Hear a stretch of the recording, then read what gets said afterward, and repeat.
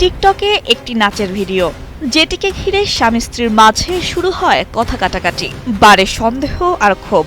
আর সেই ক্ষোভই শেষ পর্যন্ত রূপ নেয় এক ভয়াবহ দাম্পত্য কলহে, যার শেষ পরিণতি হলো মৃত্যু। এখানে একটা দুর্ঘটনা ঘটে গেছে, স্বামী স্ত্রী দুইজনে গন্ডগোল হচ্ছে, হয় তাকে বাইরে সেফটি ট্যাঙ্কের ভেতর ফেলে দিয়েছে।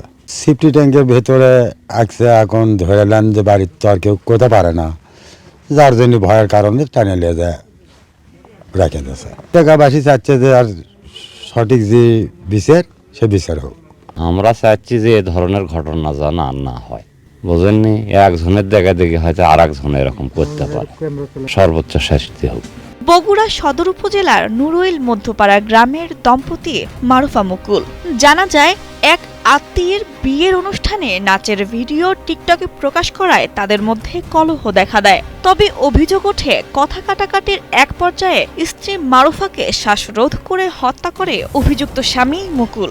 চলে গেছিল, আবার হলে ওই প্রেম করে মানুষের সাথে, প্রেম করে তাই চলে মারধর করছে, তাই চলে গেছে স্বামী তালাক দিয়ে। তাই দুইবার গেল, দুইবার আইলো, আবার শেষে এসে ফির স্বামী তালাক দিয়ে গেল।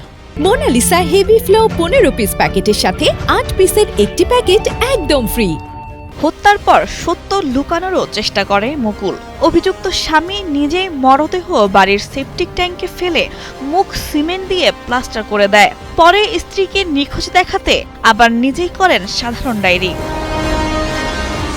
কিন্তু তদন্তে উঠে আসে ভিন্ন চিত্র। জেলা গোয়েন্দা পুলিশের জিজ্ঞাসাবাদে মুকুল হত্যার কথা স্বীকার করলে তার দেয়া তথ্য অনুযায়ী সেপটিক ট্যাঙ্ক থেকে মরদেহ উদ্ধার করা হয়। তবে ঘটনাটির মামলা প্রক্রিয়াধীন রয়েছে বলে জানান অতিরিক্ত পুলিশ সুপার। গত 15 তারিখে থানায় একটি এসে অভিযোগ করেন যে তার স্ত্রী পরকীয়া করে আরেকজনের সাথে চলে গিয়েছে এবং তিনি তার শ্বশুরবাড়িতেও যোগাযোগ করেছেন, তার স্ত্রী তার শ্বশুরবাড়িতে যায়নি। বেসিক্যালি জেলা গোয়েন্দা শাখায় এই এলাকায় তারা বিভিন্নভাবে তথ্য সংগ্রহ শুরু করে। তথ্য সংগ্রহে এক পর্যায়ে তারা জানতে পারে যে তার ওয়াইফকে বাসার ভিতরে ঢুকতে দেখা গিয়েছে, কিন্তু এখান থেকে কেউ চলে যেতে দেখেনি। আসলে তখন থেকে আসলে সন্দেহটির দানা বাঁধে। তো এটি জেলা গোয়েন্দা শাখা পরবর্তীতে বিভিন্নভাবে তথ্য সংগ্রহ করে এবং যে অভিযুক্ত তার গতিবিধি তারা নজরে আনে। তো তার গতিবিধি দেখে তাকে বেশ সন্দেহজনক মনে হয়।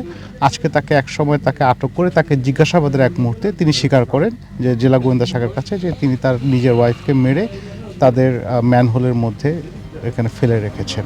স্থানীয়দের প্রত্যাশা, ন্যায় বিচার নিশ্চিত হলে এ ধরনের দুর্ঘটনার পুনরাবৃত্তি রোধ করা সম্ভব হবে। বগুড়া থেকে মোহাম্মদ তহমুদুর রহমানের পাঠানো তথ্যচিত্রে ডেস্ক রিপোর্ট, কালের কণ্ঠ।